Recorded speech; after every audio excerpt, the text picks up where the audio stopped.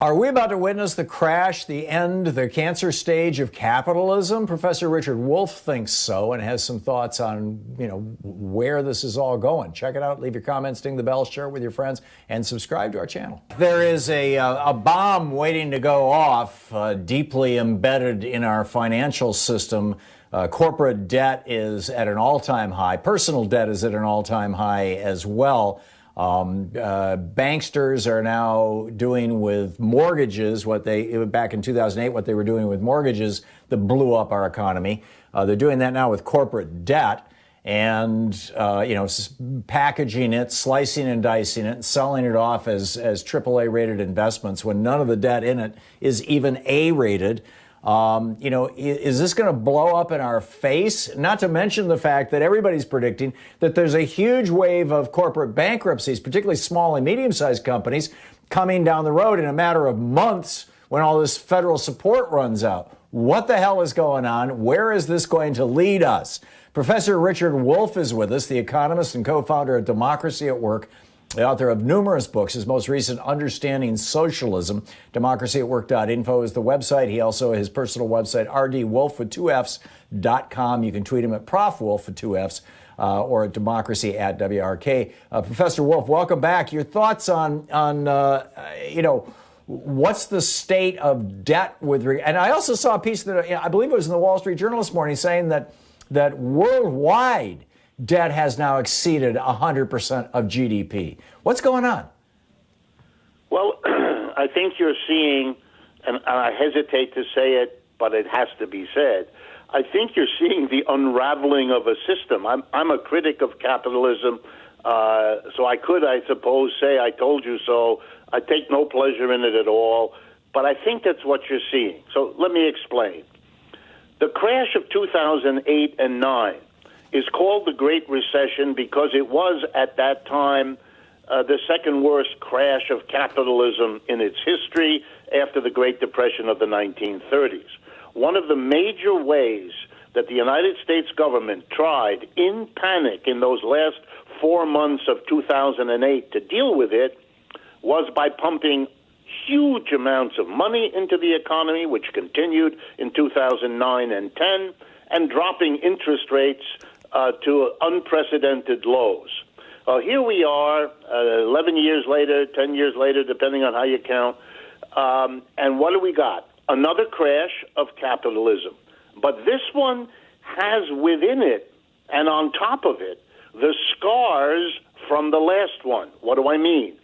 When you drop interest rates to virtually zero in the aftermath of 2008, you are sending an invitation to every corporation, every business in the United States, and similar things happened elsewhere, but particularly here.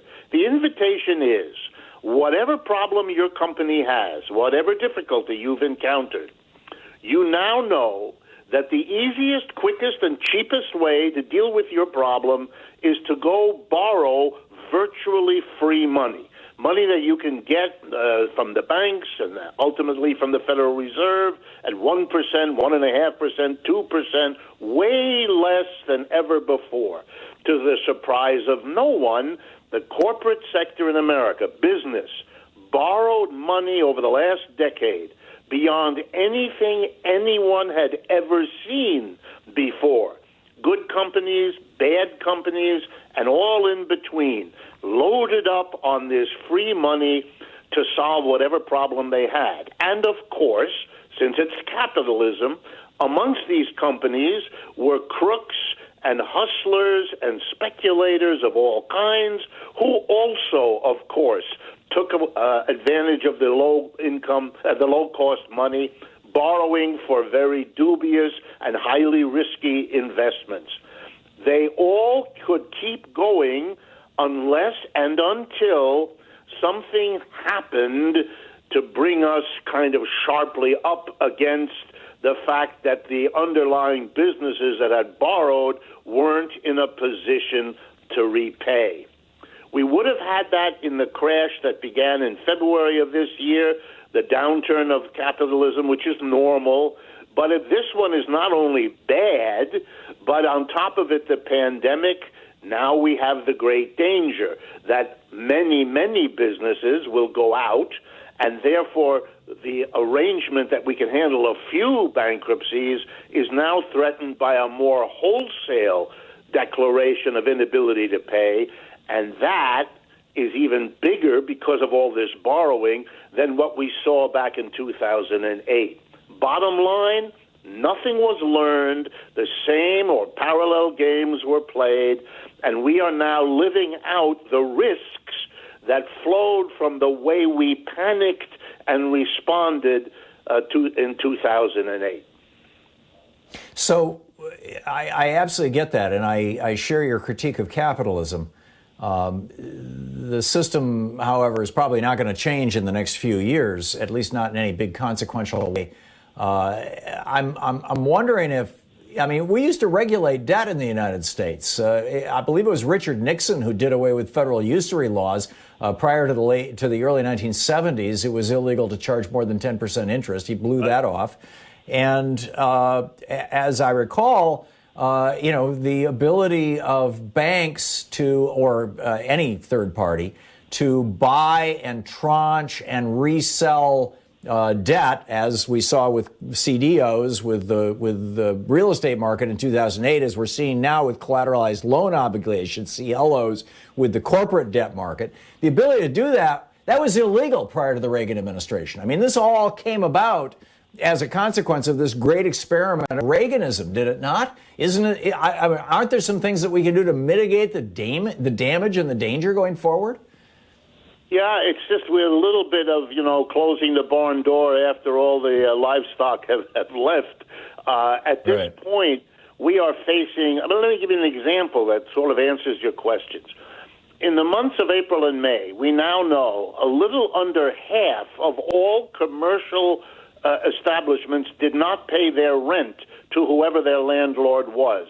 The building in which their store was located, the mall in which their store was located. Half. That is a spectacular default, much greater than the population or the working class people not paying rent on their apartments is the commercial enterprises who didn't. Okay. The landlords are therefore screwed in this arrangement. What do? The landlords inform the banks in the United States, from whom they've borrowed to build the mall, to own the building, and so on, that they can't pay off their debts to the banks because as landlords they're not getting the rents upon which they depend. So the landlords are hiring lawyers to threaten eviction to the tenants. The bankers are hiring lawyers to go to court against the landlords.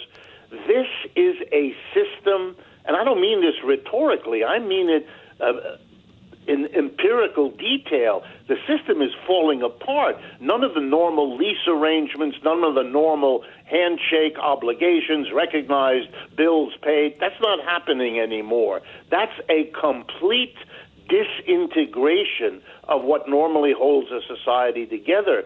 So I think you're right. We can't just keep talking about capitalism, but in a sense, I don't have to anymore because the immediate realities that businesses and individuals face, 42 million on getting unemployment, court cases filling up with God knows how many evictions of both commercial and household tenants. This is the kind of thing that happens when empires fall apart, and I suspect it is of a seriousness that really will put the system as a whole into question a lot sooner than any of us thought.